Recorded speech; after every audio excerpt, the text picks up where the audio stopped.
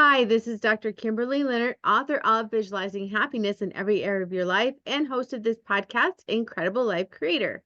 And today I have with me Kadin McElwain. Hey, Kadin. Hey, Dr. Linert, thanks for having me. Sorry if I'm moving around a lot. I'm cleaning the bathroom currently. Okay, all right. Well, let me read your bio so people know who you are. Kadin McElwain is an autistic college student, writer, and activist. Throughout his life, he's been told that he wouldn't amount to anything because he had autism. But time and again, he was able to prove the naysayers wrong. Now he's on a mission to help those with autism get the treatment they deserve and to bring more attention to autism. Okay, yeah, that's pretty much the gist of it, Dr. Linert. Right. So, tell me your story. Yeah, like you said, I'm a young autistic college student, writer, and activist on a mission to raise awareness about autism and inspire people with my story, pretty much. I've been diagnosed with autism since 2 years old. Elementary school went fine for me because there was a understanding about autism amongst the students, and they had respect for that. But middle school and high school was a nightmare of bullying and the discrimination. And in middle school, my IEP was actually cut off, and my parents weren't going to tolerate that because the school did it without parental knowledge or consent. So my dad and my stepmom, who you saw just now on her computer, went to the school and asked them why. And when the school gave them a negative response, he used to put him in a robotics camp. He's doing well academically, so he doesn't need an IEP to be exact. They weren't going to tolerate that. So they wrote to every single autism organization in Tennessee and a state senator to try to get those implemented again. When COVID hit, everything had to be online, as I'm sure you know. Unfortunately, I didn't like online school at first, but the more I got into it, the more I learned I could concentrate better online. So I graduated early during the COVID pandemic in February 14th of 2022, about a year or so after it started calming down. Then I started college in winter of that year, and that's where the advocacy work began for me. It all started with a class project in my leadership class. The assignment was to think of a way to help the autism community and act upon it. And I chose with my group to set up a GoFundMe for the Autism Society of America. And we ended up raising over $1,000 for it, and we won a contest with that project. But unfortunately, as typical with my generation, the TikTok generation, my group was only in it to get the grade and the prize money we got.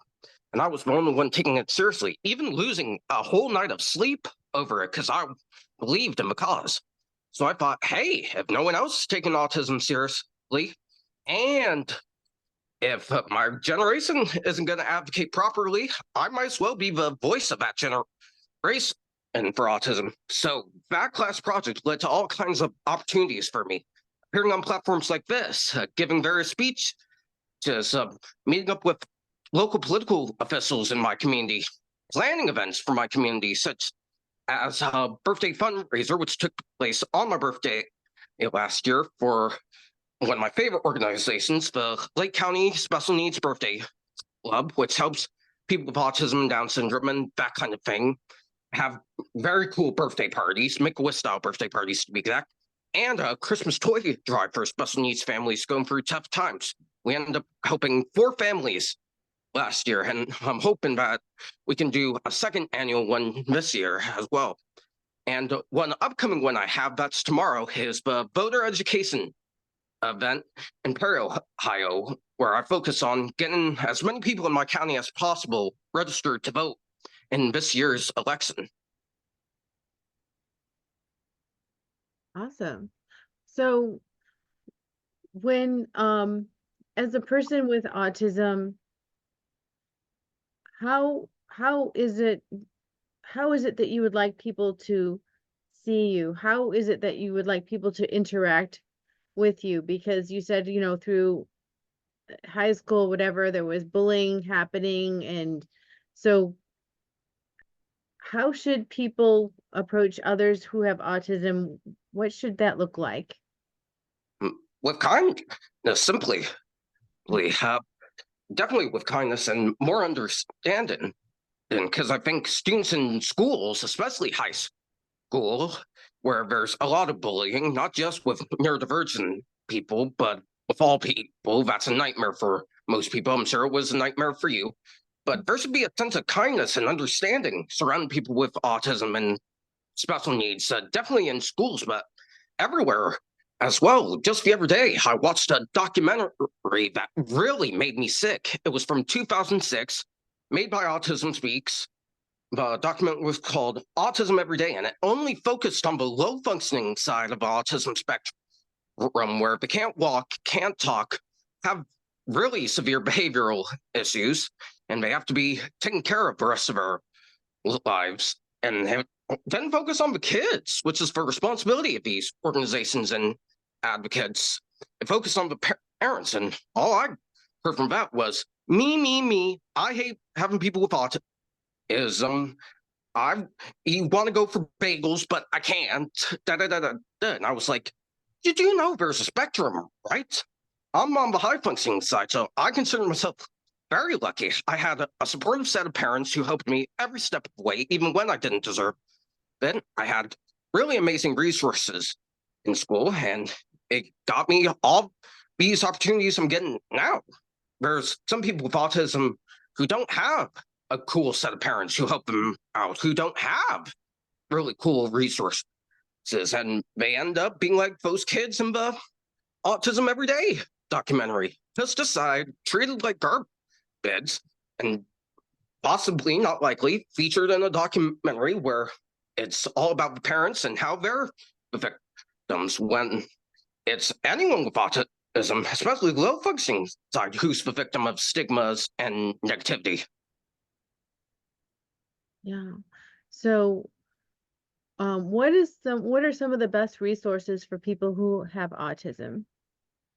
I would say anyone who's an expert of Autism Society of America, the organization I raised money for in 2022, is a really great resource because they don't focus on the negatives of autism. They focus on the positives and how people with autism are making a difference and how you can be like them. I would consider any and all advocates like myself as an amazing resource, absolutely. Ask them their question, your questions you have, and they'll be able to tell you from the horse's mouth, as they say.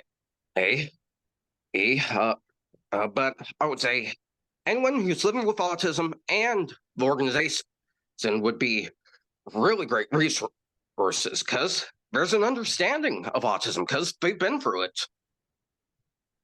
Exactly.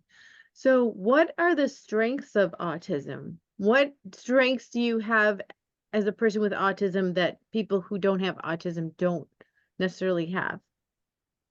I have a better perspective of the world. I see all the wrong that society has, and I work to correct it. So that's very great. A high level of intelligence. I just got my 4th consecutive dean's list this past semester, and I'm going to be a junior in August. I would also say an enhanced sense of creativity. Elon Musk, Newton, Tim Burton, they all were on the autism spectrum, and they went on to do amazing things because of those abilities.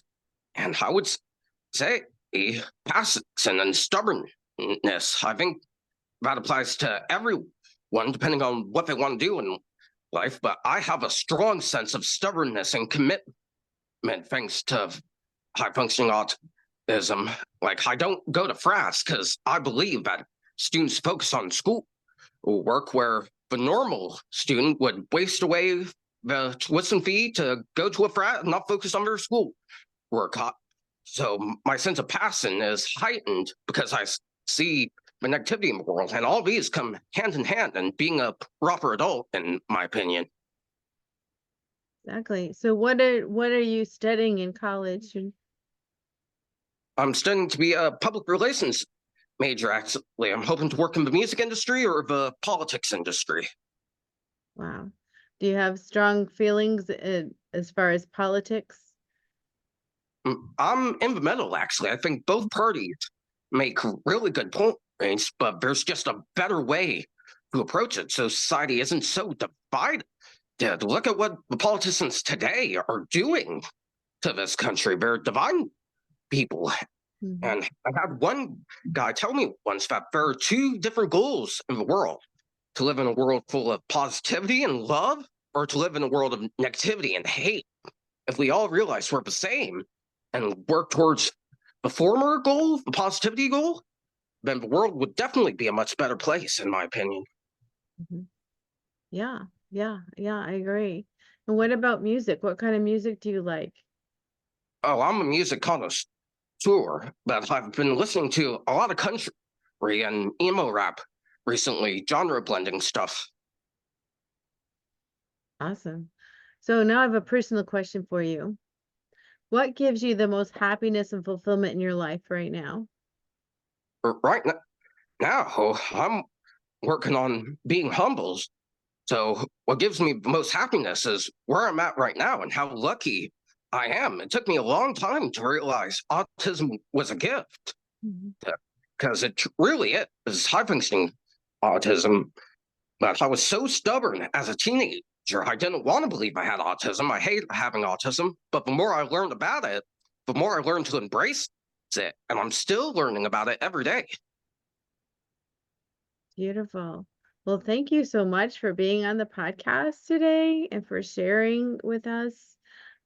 If people wanted to connect with you, is there some place you want them to connect with you? Absolutely. You can follow me on Facebook at Kadin Ronald, KadinRonald. You check out my literary works on the sports column by typing in my name, Kadin McElwain, KadinMcElwain. And you can follow me on Instagram at 73 posts here, all one word. All right. Awesome. So now I have one last question for you. What is your best advice on living an incredible, amazing life? Just be kind to people. My father always says it's not how much money you make and how much stuff you possess that makes an impact of the world. It's how much love you spread now. I love that. Well, thank you so much, Kaden. Thanks for having me. Yep. We'll talk to you again soon. All right, thank you.